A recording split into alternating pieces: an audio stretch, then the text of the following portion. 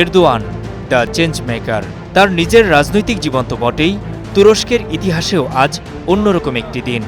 দেশটির সার্বভৌমত্বের জন্য সবচেয়ে বড় চ্যালেঞ্জ বিদায় নিল অবশেষে। তুরস্ক, সিরিয়া, ইরাক ও ইরানের একটি অংশ বিশেষ ভূখণ্ড নিয়ে স্বাধীন কুর্দিস্তান গঠনের লড়াই চলছে 4 দশক ধরে।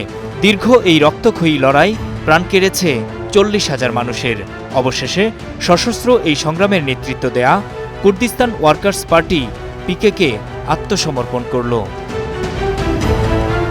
শুক্রবার ইরাকের উত্তরে কুর্দিস্তান অঞ্চলের সোলাইমানিয়ার দুকান শহরের জাসান গুহার প্রবেশপথে অস্ত্র সমর্পণ অনুষ্ঠানের আয়োজন করা হয়। সেখানে হাজির হন তুরস্ক ও ইরাক সরকারের কর্মকর্তারা। 4 জন কমান্ডার সহ 30 জন কুর্দি যোদ্ধা অস্ত্র সমর্পণ করেন। এরপর তা জ্বালিয়ে দেওয়া হয়। 1999 সাল থেকে তুরস্কের কারাগারে আছেন পিকেকে নেতা আবদুল্লাহ ওকালান। ফেব্রুয়ারিতে লড়াই ছেড়ে অস্ত্র সমর্পণের আহ্বান জানান তিনি।